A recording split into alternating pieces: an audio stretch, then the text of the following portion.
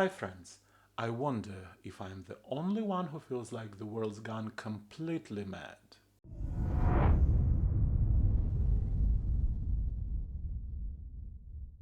Humanity's dream of conquering space carry not only the romance of new horizons, but also threats we cannot ignore. One of the most serious is the prospect of conception and childbirth far from Earth. Research published in the Journal of Cosmology and reported by The Independent reveal a sobering truth. Children conceived during spaceflight may be unable to have children on their own. The main danger is aggressive cosmic radiation. Charged particles from the Sun and other stars, high energy protons and heavy ions, including iron, are capable of damaging DNA. Today's spacecraft cannot fully shield even adult astronauts, let alone protect the fragile process of new life forming. Scientists warn that in girls conceived in space, the all immature eggs would be destroyed before girls' birth. This would mean such girls could never have their own children. The outlook for boys is no better. Radiation damages sperm cells, increasing the risk of congenital genetic defects. This is not merely a medical issue, it is a threat to the very right of future generations to live healthy lives. The prospect of colonizing Mars gives cautious optimism. Radiation level on its structure is lower, but even their only underground settlement should offer real safety. Researchers point to Phobos Mars moon as a potential refuge for the future. Inside its crater, radiation is reduced by 90% compared to open space. These findings remind us of a simple truth.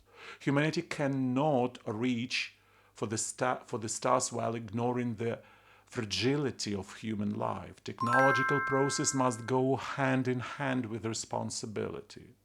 The real question is not only can we reproduce in space, but also at what cost? And is it worth risking the future of our children for the sake of experiments? So now Russia has a concrete reason not to develop its space program.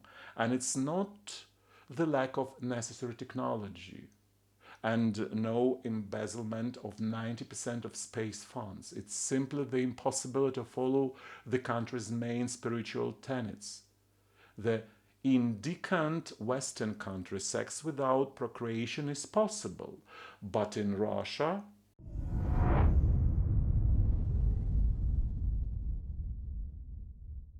in 2011, the news site Meg News dropped a story straight from the America Hold My Beer category.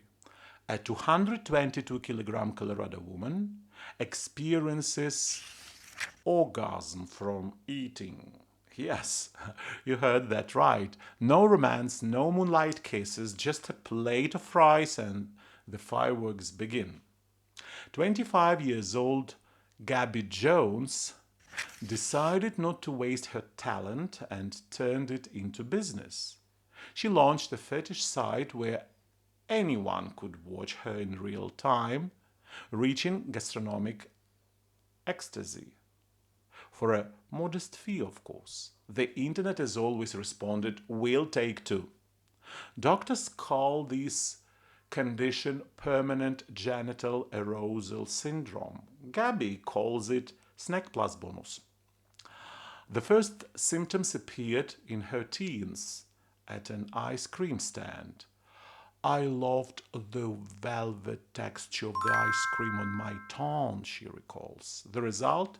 Forget diabetes. The girl was climaxing right at the corner. The price, however, turned out to be steep. Her weight long ago tipped the scale at 222 kilos. But what can we do? Some people chase diets, gyms, and personal trainers, while she has her own life hack of happiness.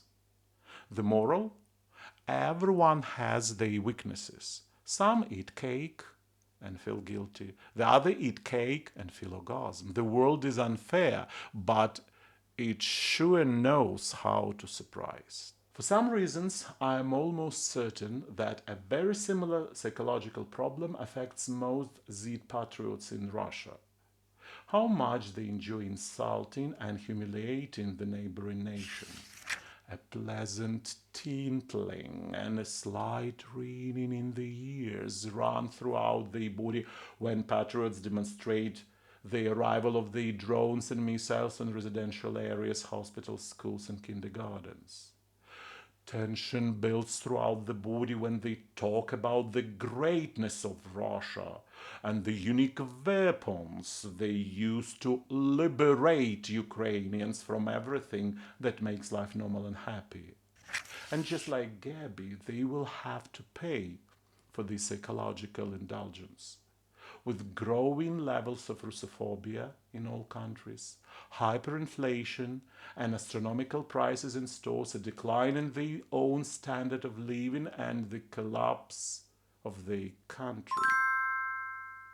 So don't later cry and ask, why us? It's all deserved and completely justified.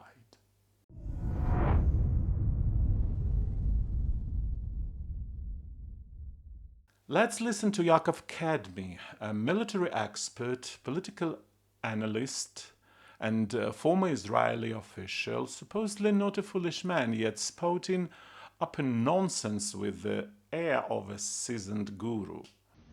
Вот они сейчас обсуждают серьезный вопрос. Как будет выглядеть гарантия Европы после заключения соглашения, сколько и каких европейских самолетов на каких базах будут базироваться на Украине, чтобы защищать ее воздушное пространство. Они могут об этом договариваться сколько угодно. Они спросили Россию.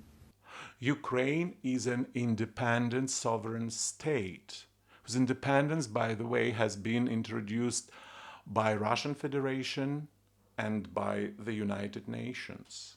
So why on earth should an independent country ask its neighbors permission about whom to invite or how to manage its own territory?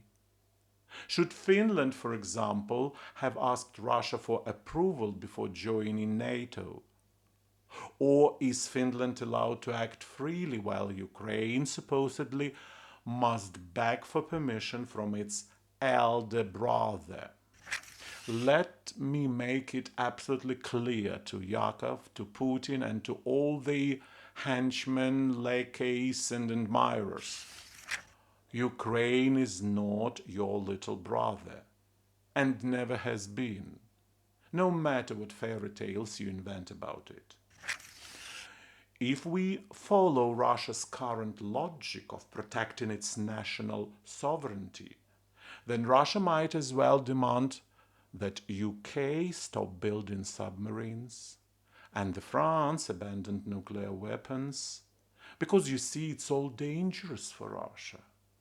And while they are at it, they should also demand that British adopt Russian as its second official language to protect all the Russian-speaking oligarchs and the children of corrupt Russian officials who moved to London. And if the UK or France refuse to follow these supposedly legitimate demands, then of course Russia must launch a few more special military operations against them. For 25 years in power, Putin has failed to fulfill his most basic duty as a president, to negotiate with the neighboring country, Ukraine, without meddling in its internal affairs. So there is no excuse now for justifying a war with imaginary security concerns and absurd demands toward Ukraine and all of Europe.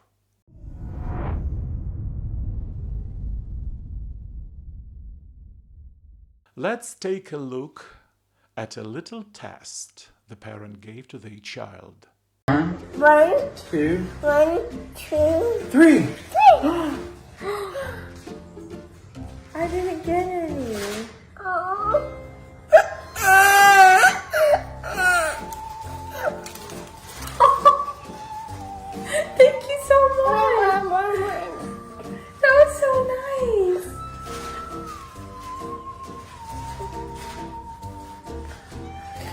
was so sweet. Oh, good sharing. Wonderful parents who managed to instill the basics of empathy and kindness in their son. And now let's change the scenery. Here is another little test staged by parents from a parallel universe. Ready? 1, 2, 3. Whoa. Daddy? Daddy? I have a cookie. How many do you have? 2. Daddy, what do you have? I don't have a cookie. Mm-mm.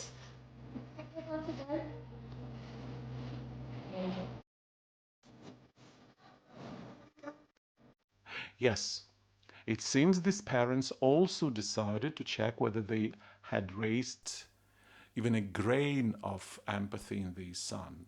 But the result turned out to be so spectacular that the only reaction was nervous laughter.